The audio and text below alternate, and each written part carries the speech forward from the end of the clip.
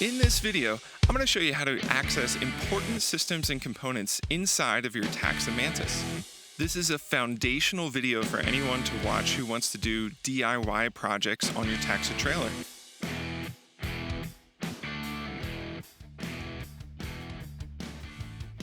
Most of the important systems that you'll need to access are located in the galley area, so you'll need to start by clearing that area off.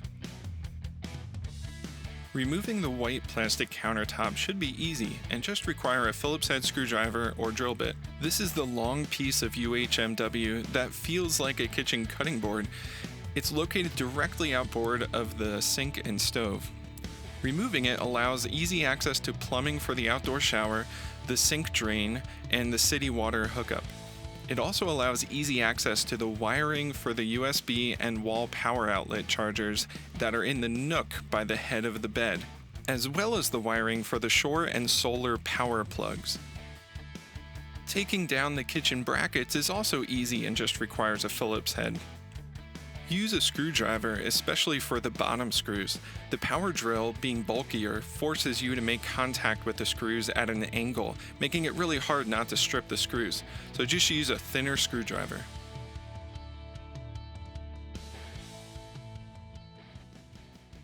Removing these brackets might not be necessary for what you're doing, but it will improve your access to the components beneath the white plastic countertop. Oh, and be sure to keep the screws in a safe place so you don't lose them. Taking out the stove is deceptively simple. It's just these two panhead Phillips head screws. But let's first make sure that the gas is turned off. We don't want the tanks emptying into our living space when we unplug the gas line from the stove. Keep in mind, even with the gas turned off at the source, there's still gas in the line, so expect a little bit of smell when you unplug it from the stove.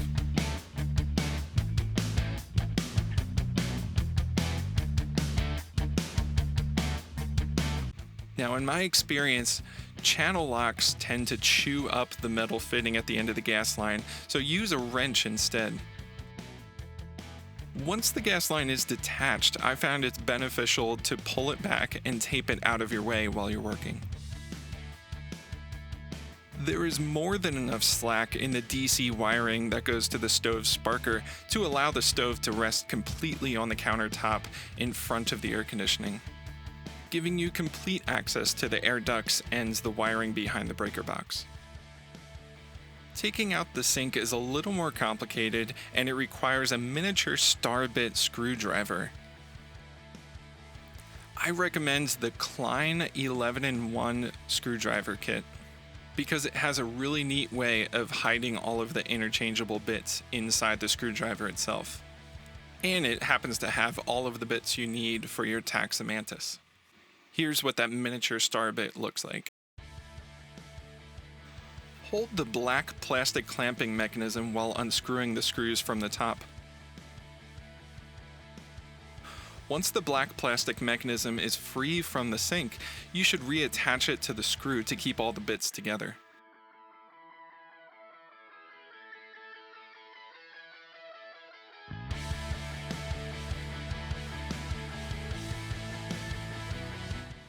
Next, we'll focus on the gray water plumbing underneath the sink. When you unthread the metal clamping collar to detach the sink from the U-bend in the gray water plumbing, there runs a risk of water from the sink drain splashing down onto the truma and water pump below. So make sure the sink is dry before you pull out any plumbing. You can leave the hot and cold plumbing for the faucet attached while you pull out the sink. The flexible plumbing should allow you to rest it on the countertop next to the sink. You can completely detach the U-bend plumbing by unscrewing this adapter here. Be careful while sliding it out so that you don't lose the little plastic gasket thing, which will be resting on top of the U-bend. Also keep in mind that there's water in the bottom of the U-bend, so don't twist it too much. And then keep it upright until you take it outside to dump it out. Yuck. If you need to do any work on the pressurized plumbing and need to take that apart, just make sure that you drain the lines first so that you don't end up making a mess like I did. And even if you think you drained the lines completely, still just put a towel down in case there's a little bit of leakage. Hopefully not as much as I had.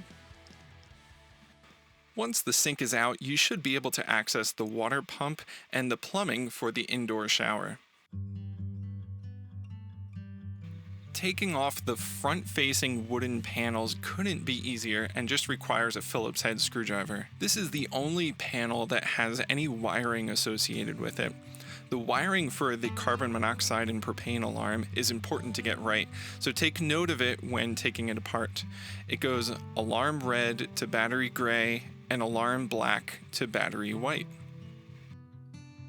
Also keep in mind that the gray and white cables are still connected to the battery, so be careful not to short them. You now have access to the low point drain valve that we talked about earlier, as well as the on-off switch for rebooting the Truma system. The trailer's house batteries are located under the heating vents. The panel is conveniently held in by thumb screws. The batteries can slide out, but the wooden base tends to flop out because it's on a raised lip. To avoid the flop, slide in one of those plastic leveling blocks underneath it, and then slide out on that.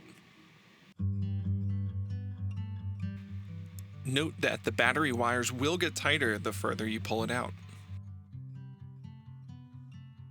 Okay, next we'll look at the heating vents from the Truma system.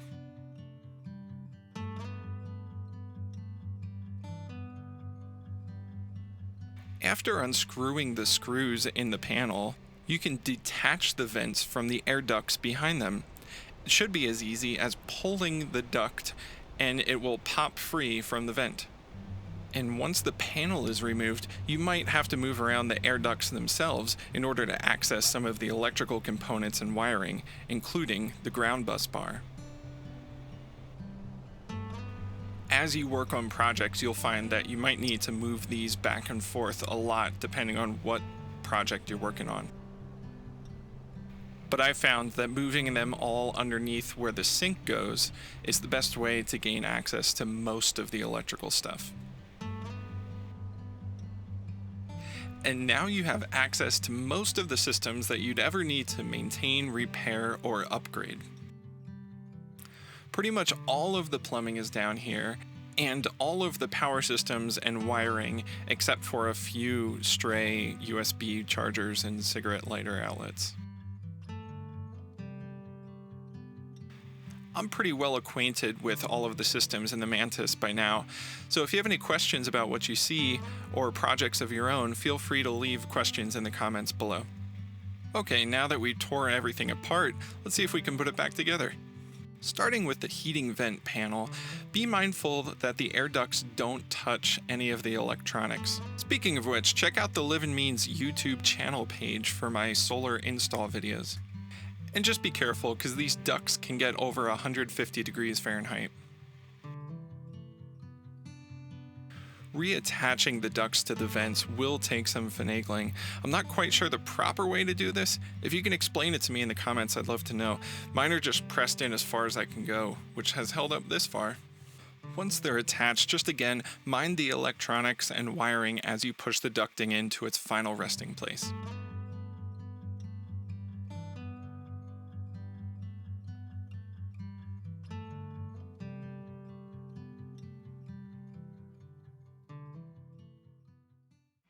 I'm going to put zip ties around the outer insulation here to kind of bind the air ducting together and keep them from resting against the wiring and the electronic boxes. I don't think this is necessary though if you have insulation in the right places. By the way, I also have downloadable PDFs and video files for my solar build. Okay, before we button everything up, just double check the inside of the cabinet here and make sure that the vents aren't touching the electronics. And pay special attention to exposed ducting and make sure that it's not up against anything that could potentially be damaged by heat. If it is, simply move it away and secure it out of the way. For the Truma access panel, let's start by wiring back in the alarm. And don't worry, I got you covered in case you forgot how the wiring went. I personally find it unnecessarily confusing that sometimes dark gray or blackish wires can be positive, while other times they're mostly negative for DC wiring. Check the front to see if lights turn on. If they do, you wired it correctly. And now you can simply screw the panel back in, careful not to pinch any wiring.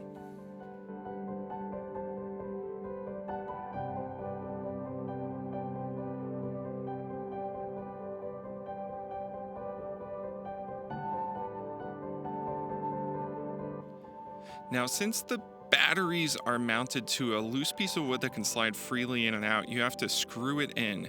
The trailer comes stock with a screw right here. But in my trailer, I shoved 3 batteries into this compartment only meant for 2, so I have to put the screw somewhere else. I chose to screw it in on the side, being very careful about the height of where I screw this in as to not accidentally drill into the batteries.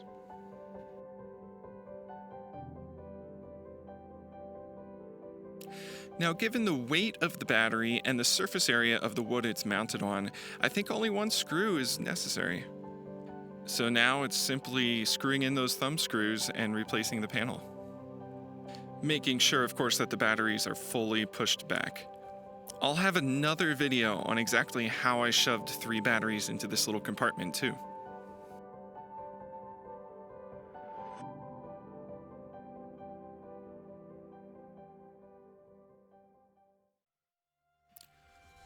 When reinstalling the stove, be exceptionally careful to make sure that the gas line gets screwed in completely before turning on the gas again. Otherwise, you might introduce gas into your trailer and cause a fire or explosive situation. And again, I recommend using a wrench instead of channel locks for doing the final tighten down here.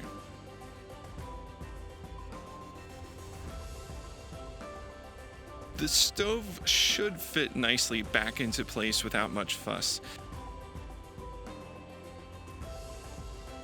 Once it's back into the countertop, it's just those 2 Phillips panhead screws, and then you got your stove back.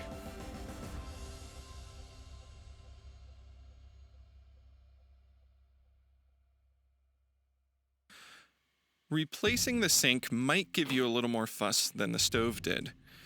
Make sure you line up the little guides when inserting back into the countertop. You'll know that it's seated correctly when the sink becomes flush with the countertop. Next, take out each screw from their corresponding plastic clamps. With the screw and the metal insert on top and the plastic clamp underneath, line them up and just screw them tight.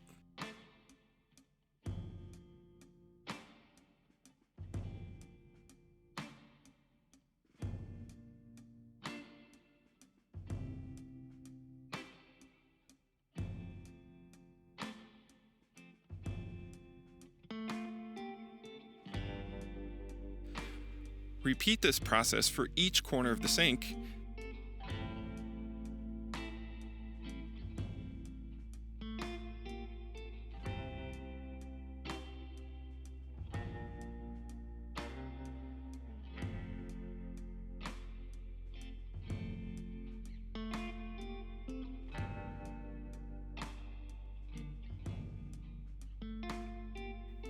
And now your sink should be held firmly in place. Keep in mind that while your faucets will still work, your drain is not hooked up yet. To hook up your sink drain to the U-bend, you must slide the long straight PVC insert into the fixed gray water plumbing. Be careful to make sure that the long straight piece gets fully inserted into the fixed plumbing coming from the wall.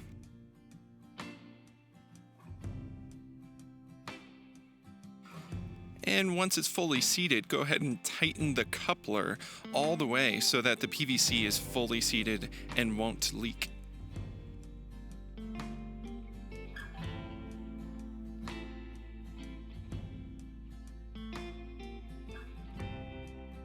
Next, we're going to screw in the metal coupler into the drain of the sink.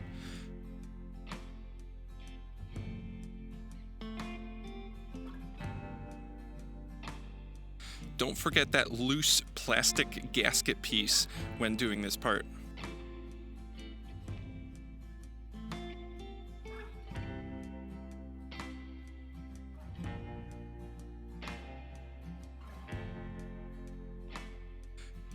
Do a quick check to make sure that both sides are tight.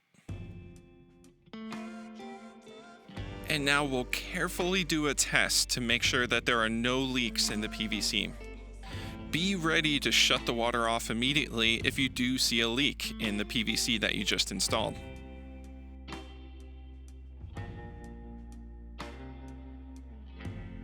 If the water successfully goes down the drain and there's no leaks below, then you have your sink back. Now all that's left is the kitchen countertop and the kitchen brackets. These are both relatively easy and just require a Phillips head screwdriver. A trick I learned for putting these kitchen brackets back is to put the top screws in first with one hand and a screw gun, and then do the bottom screws two-handed with a screwdriver. Doing it this way allows the top screws to hold the brackets in place while you do the more difficult task of screwing in the bottom screws, which are harder to access.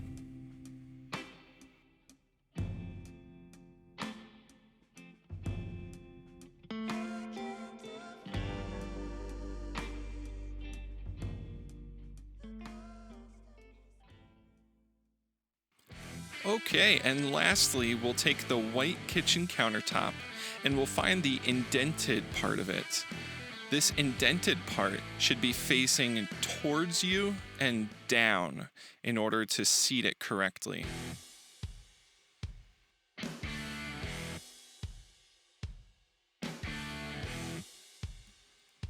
Then it's just those 5 screws with the fancy decorative washers, and you're back in business.